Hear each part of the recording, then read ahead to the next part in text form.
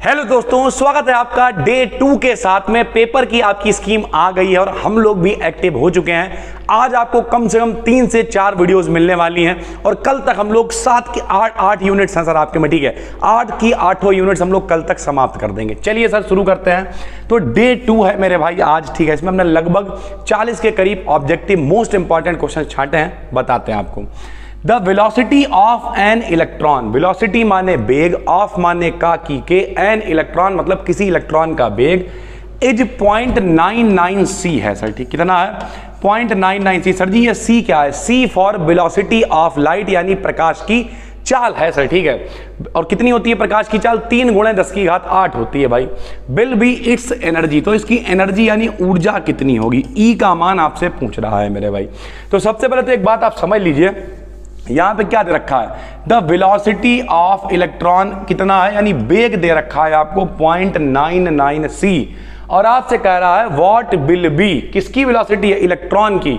तो फार्मूला आप क्या लगाना मेरे भाई? E बराबर mc², ठीक है।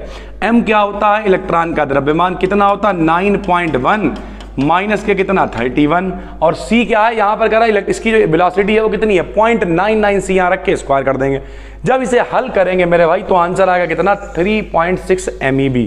सर जी MeV क्या होता है? MeV का मतलब होता है मिलियन इलेक्ट्रॉन वोल्ट। 1 MeV में होता है 1.6 × 10⁻⁻13 जूल सर, ठीक है। तो इसे आप चाहें तो हल भी कर सकते हैं, वरना डायरेक्ट भी याद कर लो मेरे भाई, बहुत इंपॉर्टेंट है, पेपर में ये आएगा सर, ठीक है।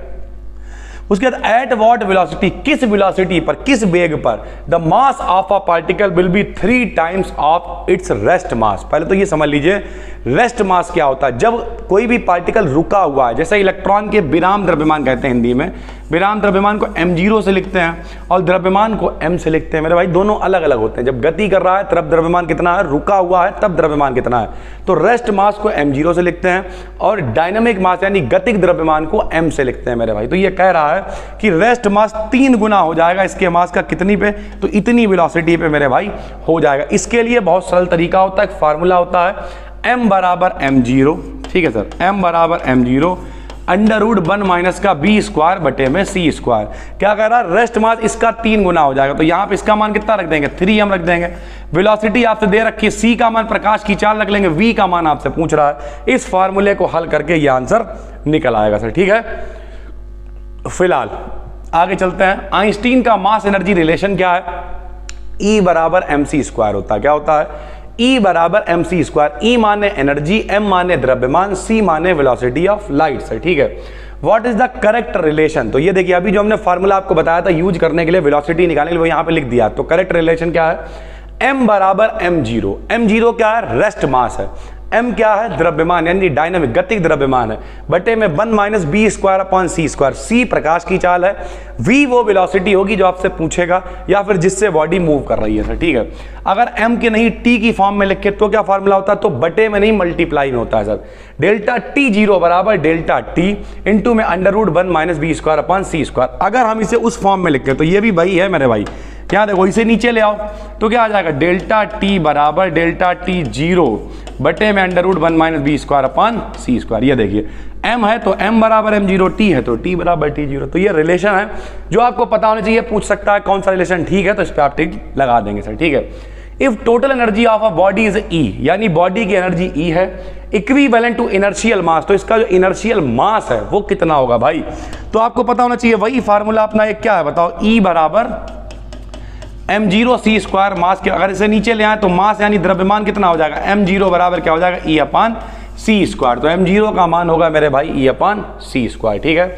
उसके बाद एक रिलेशन है जो आपको याद रखना पड़ेगा सर, ठीक है। E माने है यहाँ पर एनर्जी, m0 माने रेस्ट मास है, p माने मोमेंटम है। एनर्जी, रेस्ट मास और मोमेंटम के बीच में किसी पार्टिकल की एनर्जी E है, रेस्ट मास m0 है, मोमेंटम p है, तो इसके लिए एक रिलेशन पूछेगा। तो वो रिलेशन क्या है? E बराबर m0² c⁴ p² c⁴ sir, ठीक है। इसका जब प्रूवमेंट हमने करवाया होगा, नहीं करवाया तो करवाएंगे सर, जो लोग कोर्स वगैरह में देख रहे होंगे।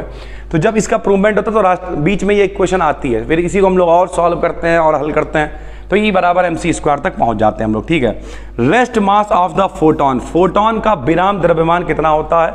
तो मेरे भाई 0 होता है। फोटोन क्या होता है सबको पता होगा, प्लांक ने कहा जो प्रकाश है वो छोटे छोटे पैकेट्स या बंडलों की फॉर्म में चलता है जिन्हें हम लोग फोटोन या क्वांटा कहते हैं। और एक फोटोन की एनर्जी इन्होंने बताई थी hν। कितनी बताई थी? hν। hν का मतलब होता है फोटोन या फिर कहते हैं क्वांटा। और फोटोन का विराम द्रव्यमान कुछ नहीं, 0 होता है मेरे भाई, ठीक है। क्योंकि फोटोन क्या है? फोटोन रेडिएशन तरंगों के रूप में चलता है और तरंगों में तरंग दैर्घ्य होती है, द्रव्यमान नहीं होता है मेरे भाई, ठीक है। What is the speed of a particle? किसी पार्टिकल की स्पीड क्या होगी? Whose total energy is equal to twice its rest mass of energy। अब देखिए यहां पर क्या पूछ रहा है? स्पीड, यानी सरल भाषा में कहते तो आपसे वेलोसिटी ही पूछ रहा है सर, ठीक है। तो क्या फॉर्मूला लगाओगे? E बराबर mc² लगा दो सर। क्या कह रहा है?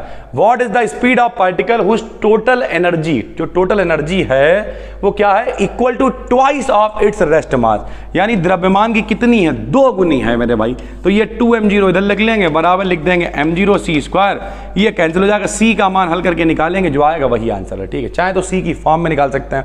अच्छा यहाँ पे b पूछ रहा है सर, ठीक है, तो कोई दिक्कत नहीं है। कैसे लगाओगे आप? m बराबर m0 1/√b² माइनस का c² करके निकाल लेंगे। तो कितनी होगी? 0.866 c होगी भाई, ठीक है। c की फॉर्म में अगर निकालें और अगर पूरा हल कर देंगे भाई, E बराबर mc² में अगर एक c आपने छोड़ दिया तो इतना आएगा। पूरा हल कर देंगे तो कोई वैल्यू निकल के आ जाएगी, ठीक है sir. A particle of mass m has a momentum equal to mc. What is the kinetic energy? बहुत इंपॉर्टेंट है।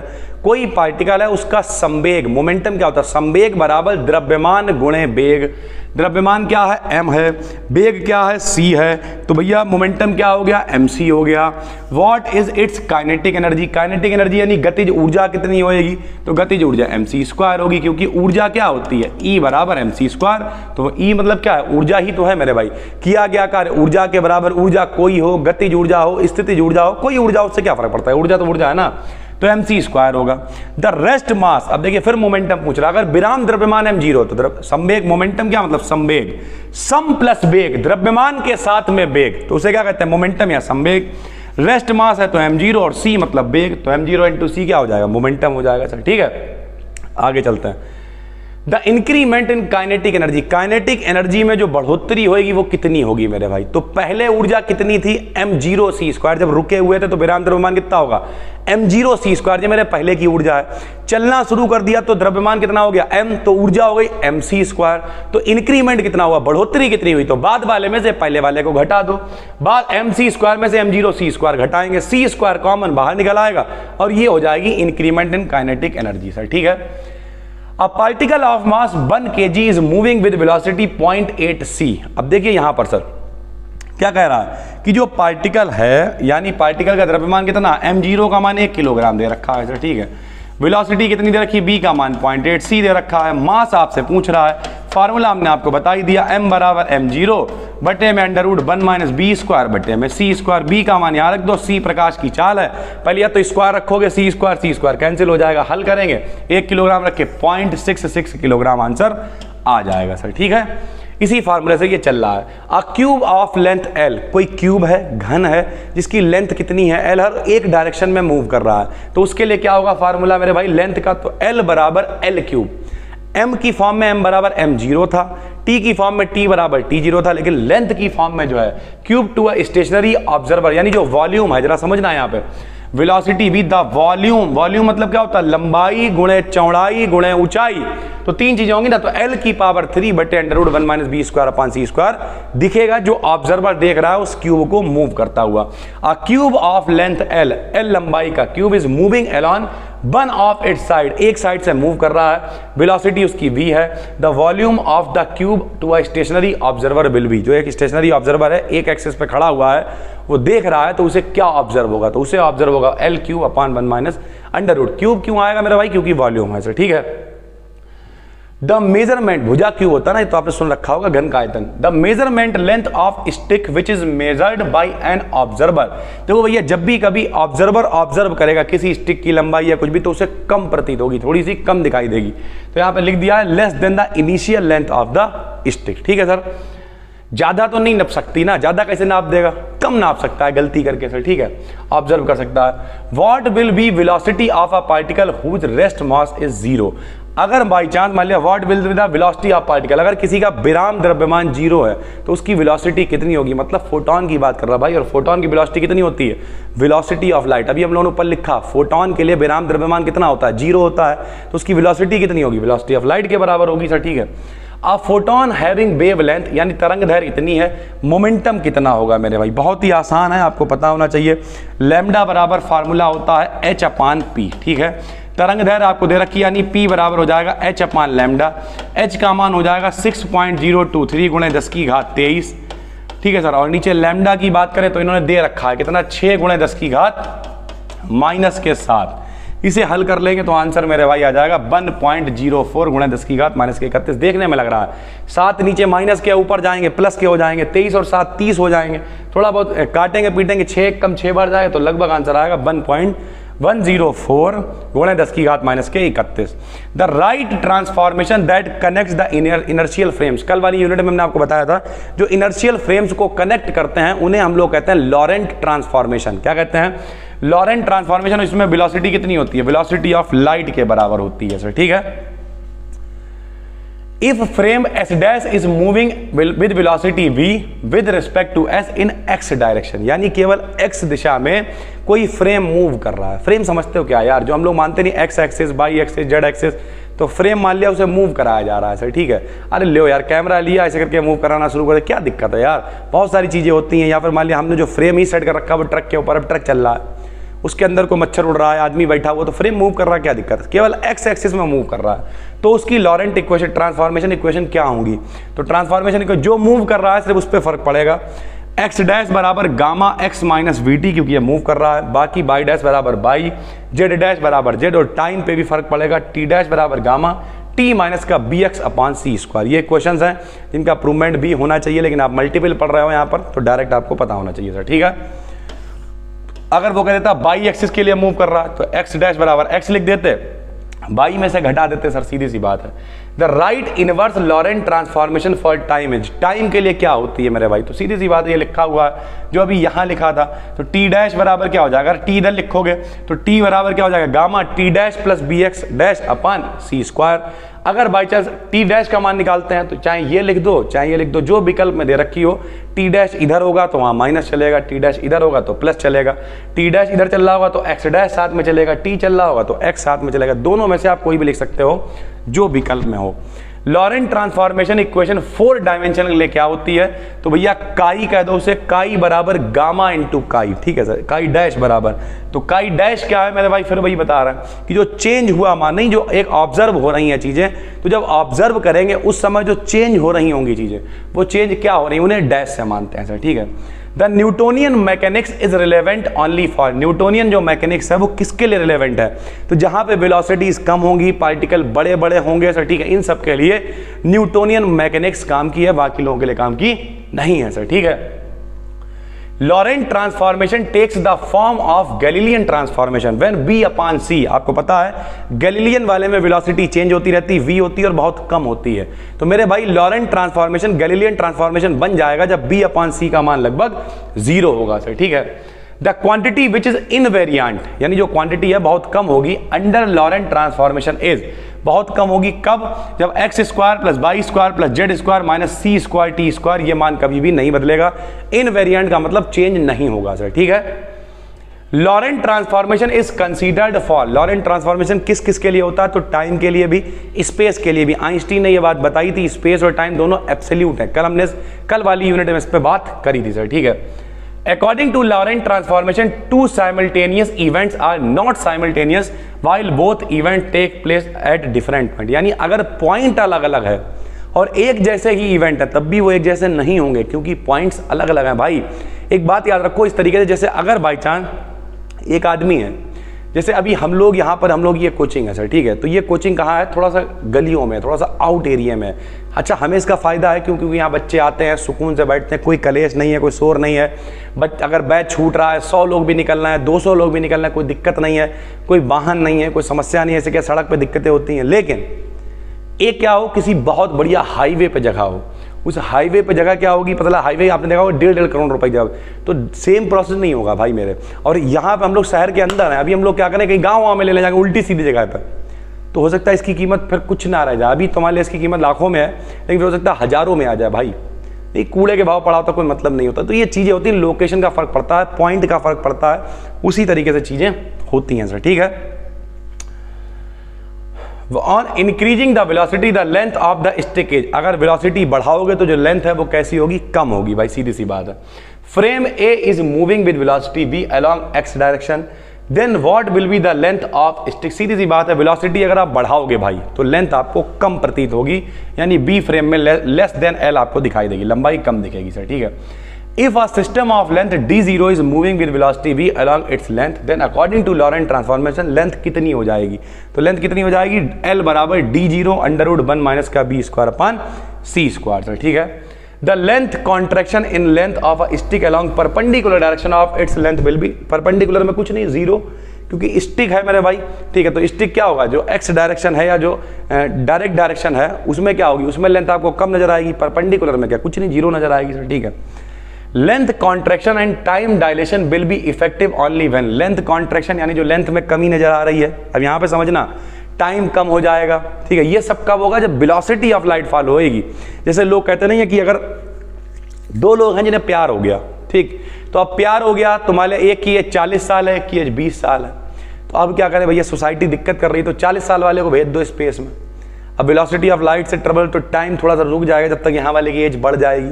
अब प्रैक्टिकली ऐसा होगा कि नहीं होगा नहीं कह सकते हैं, लेकिन ये सब थ्योरीज दी गई हैं, सारे कॉन्सेप्ट दिए गए भाई। तो कुल मिला के लेंथ कॉन्ट्रैक्शन और टाइम डायलेशन तभी मतलब अप्लाई होगा जब वेलोसिटी क्या होनी चाहिए, वेलोसिटी ऑफ लाइट से काम करना चाहिए, ठीक है। What is responsible for time dilation, तो टाइम डायलेशन के लिए भाई लॉरेंट ट्रांसफॉर्मेशन जो है रिस्पॉन्सिबल है। उसके अलावा आपको दो फार्मूले पता होना चाहिए, if L0 and T0 are proper length and time है, तब क्या होगा, L और T आर ऑब्जर्व लेंथ, जो लेंथ ऑब्जर्व करी जाएगी वो कितनी होगी, तो कम होगी थोड़ी सी, तो L बराबर गामा L0 और T बराबर T0 अपान गामा सर, ठीक है, ये होगा। A moving watch dilates with respect to stationary watch. This is acceptable by, क्यों हो रहा है मेरे भाई, जो एक चलती हुई घड़ी है, एक रुकी हुई घड़ी में, दोनों में जो है वो डायलेशन हो रहा है, कमी दिख रही है, फर्क दिख रहा है, क्यों दिख रहा है, टाइम डायलेशन के कारण सर, ठीक है। A moving watch dilates with respect to stationary watch. This is acceptable by time dilation. A moving watch, ठीक है, seems to a stationary observer, observer के द्वारा रुकी हुई दिख रही है, कैसी रुकी हुई दिख रही है, मूविंग वॉच चलती हुई, स्लो दिखाई देगी, क्यों दिखाई देगी भाई, टाइम डायलेशन, ऐसा लगेगा कि टाइम धीरे धीरे चल रहा है, लेकिन वो कंडीशन वही है कि वेलोसिटी ऑफ लाइट से मूव होनी चाहिए चीजें, तभी होगा सर, ठीक है। The mu decay is acceptable भाई, ये भी टाइम, जितने भी डिके हो रहा है, जितनी भी कमी हो रही है, वो लेंथ में कॉन्ट्रैक्शन हो, टाइम में कॉन्ट्रैक्शन हो, जितने भी हो, वो सब क्यों हो रहा है, टाइम डायलेशन के कारण। For relativistic velocities momentum conservation holds good, ठीक है। अगर वेलोसिटीज आपस में तुलना आप कर रहे हो तो उनके लिए जो मोमेंटम है वो आपको कंजर्व नजर आएगा, रुका हुआ नजर आएगा। Two photons come to each other, what will be there relative velocity, दो फोटॉन एक साथ आते हैं एक दूसरे की तरफ, उनकी वेलोसिटी कितनी होगी, c होगी। एक दूसरे से दूर जाते हैं तब भी उनकी वेलोसिटी कितनी होगी, c, क्योंकि फोटॉन की वेलोसिटी ऑफ लाइट होती है सर, ठीक है। एन इलेक्ट्रॉन, कोई इलेक्ट्रॉन आ रहा है वेलोसिटी c की तरफ से फोटॉन की तरफ, तब भी उसकी वेलोसिटी कितनी होगी, c ही होगी सर, वेलोसिटी ऑफ लाइट से मूव करते हैं photon. Which of these material particles have highest velocity, सबसे ज्यादा वेलोसिटी किसकी होती है, इलेक्ट्रॉन, प्रोटॉन, गामा, ठीक है, न्यूट्रॉन, पॉजिट्रॉन, नहीं सर, सबसे ज्यादा वेलोसिटी किसकी होती है, फोटॉन्स की। फोटॉन्स में कोई भार नहीं होता है, वेवलेंथ की फॉर्म में चलते हैं, तरंग की फॉर्म में, वेव की फॉर्म में चलते हैं, और जिसमें भार नहीं है जाहिर सी बात उसकी स्पीड ज्यादा होगी सर, ठीक है। The displacement in the wavelength of red colour, red colour के लिए डिस्प्लेसमेंट कितना होगा वेवलेंथ में, यानी तरंग दैर्घ्य में। तरंग दैर्घ्य क्या होती है, एक सेकंड में फोटोन जितनी दूरी चलता है उसे तरंग दैर्घ्य कहते हैं। तो डेल्टा लैम्डा बराबर B lambda upon C. The relativistic kinetic energy is given as, relativistic यानी दो की काइनेटिक एनर्जी, हमने पहले बताया, तुलना का क्या, बाद वाले में से पहले वाले घटा दो, mc स्क्वायर माइनस का m0 c स्क्वायर, निकल आएगी relativistic kinetic energy. Relativistic mass of a particle तो इंक्रीजेज विद वेलोसिटी, मास भी बढ़ेगा वेलोसिटी के साथ में सर, ठीक है। The equivalent energy and 1 kilogram, तो 1 किलोग्राम के लिए क्या, E बराबर mc स्क्वायर, लीजिए सर यहाँ पे दिखा देते हैं। 1 किलोग्राम के लिए एनर्जी कितनी होगी, फार्मूला होता है E बराबर mc स्क्वायर, m का मान कितना हो जाएगा 1, c का मान 3 × 10⁻8 होता है, स्क्वायर करोगे 3 × 3 = 9 आएगा, 8 दूनी 16 आएगा, तो ये आंसर आ जाएगा। E बराबर mc स्क्वायर से निकल के आएगा। मास एनर्जी रिलेशन जो है uses of evaluate the energy, किसका इस्तेमाल, किस एनर्जी को निकालने के लिए यूज करते हैं, तो यूज करते हैं न्यूक्लियर फिशन एनर्जी को लिए, नाभिकीय विखंडन कहते हैं सर, ठीक है। और उसके नाभिकीय संलयन कहते हैं। E बराबर mc square. The energy required for pair production, pair production क्या होता है, ऐसा होता है युग्म उत्पादन और युग्म विनाश। जैसे इलेक्ट्रॉन और पॉजिट्रॉन, एक माइनस होता है एक प्लस होता है, तो एक दूसरे के साथ में बनते हैं और या फिर विनाश कर देते हैं, तो उसमें कितनी ऊर्जा चाहिए होती है, तो 1.02 MeV ऊर्जा चाहिए होती है। बहुत इंपॉर्टेंट है, इसे याद रखिए। 46 वाला बहुत इंपॉर्टेंट है मेरे भाई, याद रखना। A stone is lifted up to Mount Everest, एक पत्थर को माउंट एवरेस्ट के लिए ले जाया गया, इसका जो विराम द्रव्यमान है उस पर क्या फर्क पड़ेगा, तो मेरे भाई विराम द्रव्यमान बढ़ जाएगा क्योंकि ग्रेविटेशनल वगैरह चीजें जो है वो कम होने लगेंगी। The rest mass energy of an electron, electron की रेस्ट मास एनर्जी कितनी होगी, तो वो होगी 12 mv स्क्वायर। इतनी एनर्जी मिल जाए तो रुक जाए, काइनेटिक एनर्जी है ना, तो उतनी ही एनर्जी आपको लगानी पड़ेगी उसे रोकने के लिए, ठीक है। एन ऑब्जेक्ट फॉल, या उसे चलाने के लिए कम से कम इतनी एनर्जी लगे तो चल पड़ेगा। An object falls from height h, loss in its mass, अगर कोई h ऊंचाई से गिर रहा है तो कितनी कमी आएगी इसके द्रव्यमान में, तो mgh बटे में c square. How much energy is required to increase the velocity of the particle up to velocity of light, कितनी एनर्जी चाहिए होगी किसी पार्टिकल को बढ़ा के जो है प्रकाश की चाल से चलाने के लिए, तो मेरे भाई अनंत चाहिए होगी, बहुत ऊर्जा चाहिए होगी, ऐसे नहीं चला सकते किसी को आप यार भाई। द राइट रिलेशन, वो कहते नहीं है भाऊ ये कार के लाइसेंस पे थोड़ी चलता है, इसे आप ऐसे नहीं चला सकते, इसके लिए तो अलग से ड्राइवर लाना पड़ेगा। बताना कौन सी फिल्म का dialogue. The right relation between velocity v, relativistic energy E and momentum P, यानी एनर्जी E, वेलोसिटी v और E के बीच में क्या रिलेशन है, तो P बराबर EV अपॉन C स्क्वायर होता है, ठीक है। उसके बाद क्वांटिटी है E square minus P square upon C square, Laurent transformation होगा तो कांस्टेंट रहेगी। और which of these remains invariant, नहीं चेंज होगी, तो 4 डायमेंशनल एलिमेंट जो होते हैं dx dy d, 4 मतलब कुल मिला x y z तो हम लोग मानते ही हैं, चौथा कौन मान लेते हैं, समय मान लेते हैं सर, ठीक है। कैसे मानते हैं क्या होता है वो कभी डिटेल में चर्चा करेंगे। फिलहाल तो ये 53 क्वेश्चन बहुत इंपॉर्टेंट है इस दूसरी यूनिट में। इनकी पीडीएफ आपको टेलीग्राम पे भी मिलेगी, ऐप पर देख रहे हो तो यही फाइल्स वगैरह में सारी चीज़ें एक जगह पर मिल जाएंगी। मन लगा के आपको पढ़ना है। हम मिलते हैं आपसे एक और वीडियो में, तब तक के लिए धन्यवाद।